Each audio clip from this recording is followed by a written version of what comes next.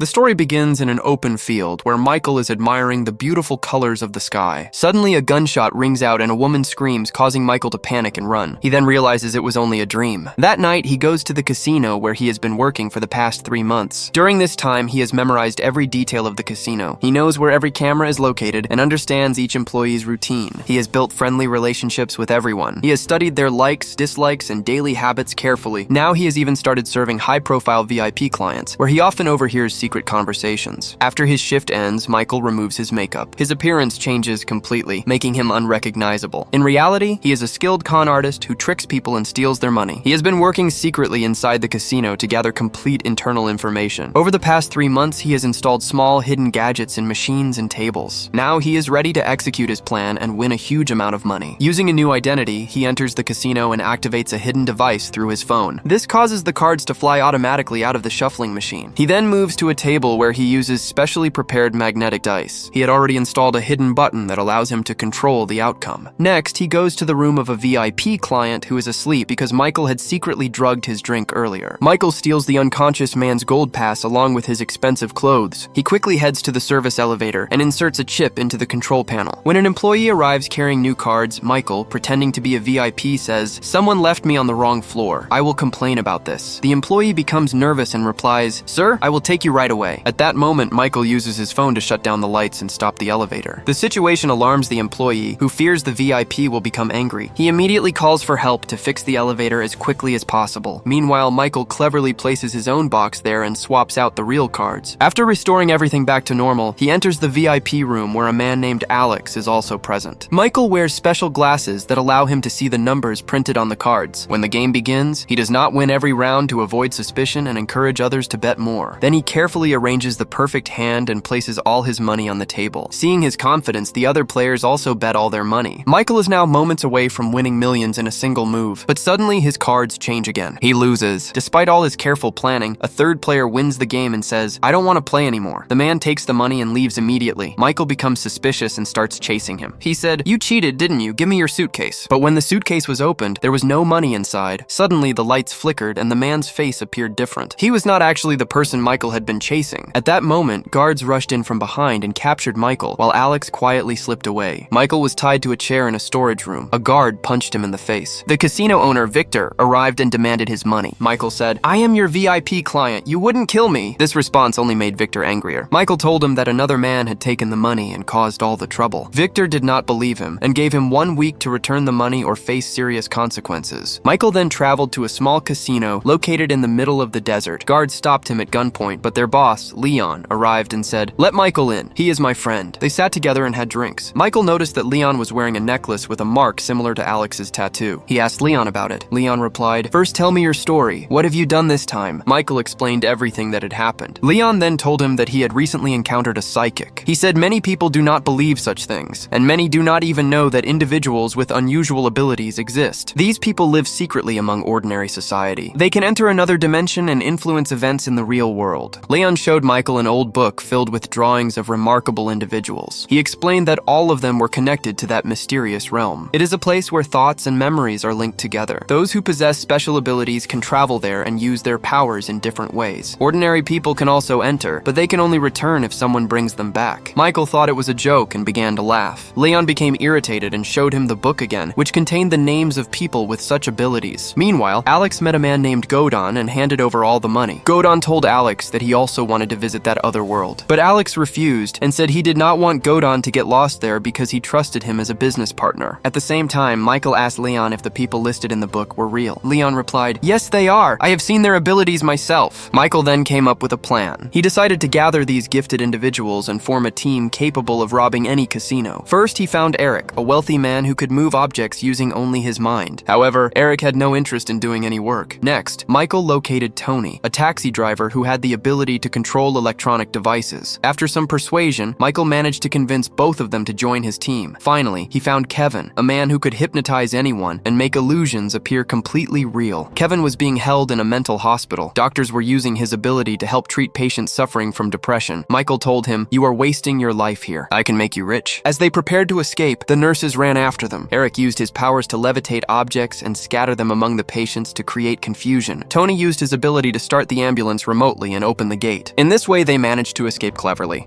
The next day, they began practicing how to use their powers inside a casino environment. Kevin would hypnotize people, while Tony handled the surveillance systems. All of their abilities were connected to the mysterious other world. In that world, Eric would move the dice with his hands, and the dice would move automatically in real life. Kevin controlled a figure made of ice there, and in reality, people would fall under his influence. Around Tony, a storm of lightning appeared in that realm, and any device he hacked in reality connected to a chip within that world. They conducted their first test run at Leon's casino. At first, everything went smoothly, but the situation slowly began to fall apart. Kevin, unable to fully control the situation, accidentally blinded an employee for a few moments. The employee panicked, and a frustrated player pulled out a gun. Seeing the weapon, Tony lost focus and accidentally short-circuited the cameras instead of controlling them. Michael quickly stepped in, stopped the confrontation, and calmed everyone down. He realized they needed a better way to communicate during operations. Only then could they carry out their plan properly. The next day, Michael attended a funeral where several women were asking a woman named Veronica for help. Suddenly, men dressed in black arrived, and Veronica ran away in fear. She dropped her headphones, which Michael picked up. When more men appeared from another street, Veronica hid inside an old building. Michael followed her, returned the headphones, and said, "I'm not one of them." Veronica began to walk away, but Michael continued to follow her. She had the ability to read people's minds. She bluntly told him, "I'm not interested in your plan." Just then, one of the men spotted them. Michael told Veronica to run as fast as possible while he blocked the man's path. Meanwhile, Gordon, following Alex's instructions, began his own training. A mind controller sent him into the other world. Gordon gained the power to control people's minds as well. While in an unconscious state, he forced a painter to create a copy of a famous artwork. He then controlled a museum employee and ordered him to replace the original painting with the fake one. As the real painting was being transported to another museum, Gordon suddenly regained consciousness. He bought the genuine painting from the confused painter for a very small amount of money. The people he had controlled remembered nothing about what had happened. Meanwhile, Michael finally convinced Veronica to join his team and introduced her to the others. He explained that Veronica could read minds and plant thoughts into people's heads without speaking. During casino operations, she would silently transmit Michael's instructions to everyone on the team. To practice, Michael asked Veronica to enter the other world. To him, that world appeared like a strange jungle. Michael imagined Eric ringing the largest bell in the city. Veronica transmitted this thought to Eric, and Eric followed it exactly. Michael then imagined two people running and shouting for help. Veronica passed this idea to Kevin, and Kevin immediately used his powers to make it happen. Next, Michael thought of Tony short-circuiting the lights across the entire area. The lights went out, panic spread, and birds suddenly flew into the sky. Finally, Michael told Veronica to warn everyone that an earthquake was coming. She delivered the message, and the combination of chaos and fear convinced people that the earthquake was real. Everyone began to run away, leaving only Michael's team behind. Michael then took some drinks from a nearby restaurant and explained the full plan. They would disguise themselves and enter the casino separately. Each member would arrive at a different time to avoid suspicion. Only Veronica would accompany Michael, pretending to be his fiancée. For this, they needed elegant clothes and perfect styling. So the entire team went shopping and visited a stylist. 2 days later, they arrived at the casino. Michael started playing while Veronica stood calmly beside him, reading his mind and relaying his thoughts to the others. Tony controlled the cameras during his shift. Eric joined the players at Michael's table and deliberately caused others to lose so Michael could win. After Michael collected a large amount of money, he and Veronica moved to another table where Kevin was influencing the staff. At first, everything went according to plan. However, Eric drank too much and became frustrated from pretending to lose. He suddenly began winning heavily by manipulating a rotating machine in the casino. Instead of communicating through Veronica, he started interacting directly with Michael. Tony also became overexcited and began controlling several machines at once. One jackpot after another was triggered. This unusual streak attracted the guards' attention. The guards detained Eric and Tony. When they were taken to the elevator, the rest of the team was already waiting there. Kevin hypnotized the guards and sent them away, allowing the group to speak privately inside the elevator. Michael scolded them and warned that if they were caught, they would be killed. He told them they did not understand how dangerous their enemies were. The team promised to follow only Michael's instructions from that moment on. They then proceeded to the final table. Michael placed all their money on a single bet. Kevin controlled the dealer, and Eric adjusted the dice as needed. Their plan worked flawlessly, and Michael won $1 million in a single round.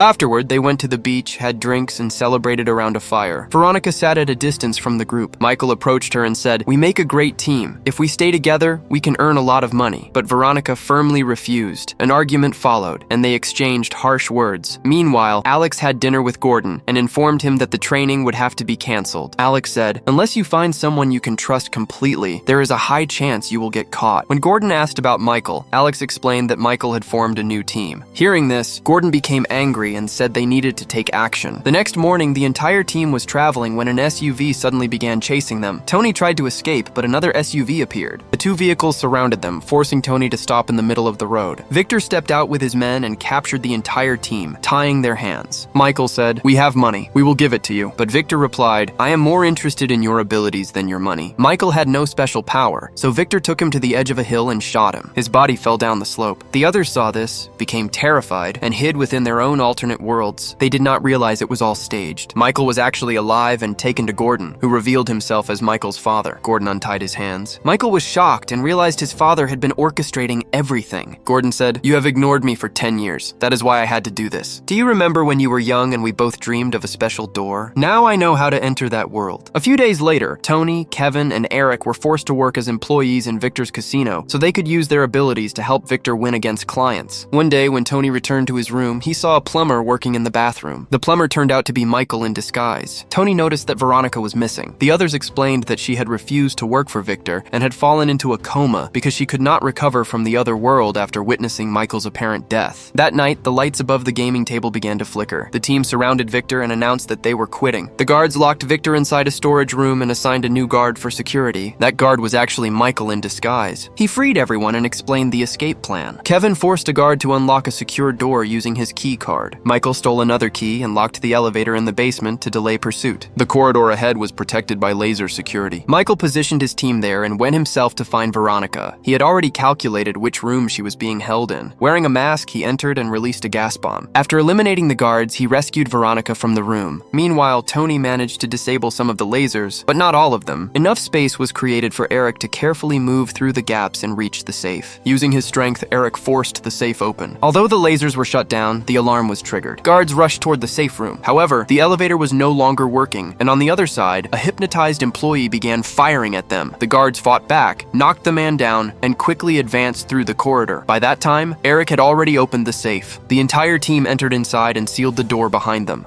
Victor ordered his men to kill them as soon as they came out. Michael then explained that the plan would not be complete until Veronica woke up. Everyone warned him that if he entered that world to bring her back, he might die. He did not have any special powers, but Michael still chose to go. Kevin used his ability to hypnotize Michael and send him into the other world. Michael arrived in a vast white space where fragments of his life floated around him. He began hearing voices from his past. Memories of his mother's death, his illegal activities, and his time in prison overwhelmed him. Soon he heard Veronica's voice calling him a selfish man. A door appeared, and Michael walked through it. He entered a huge field filled with countless doors under a sky glowing with strange colors. A powerful storm seemed ready to strike, so he hid behind one of the doors. The storm was so intense that it nearly killed him. Michael raised his hand, and suddenly the storm stopped. With a single motion, he forced the storm down and cleared the entire field. He then sat down and focused on Veronica's memories. The ground began to crack, and the field transformed into a city. Michael climbed a staircase and saw Veronica standing there, watching the colors in the sky.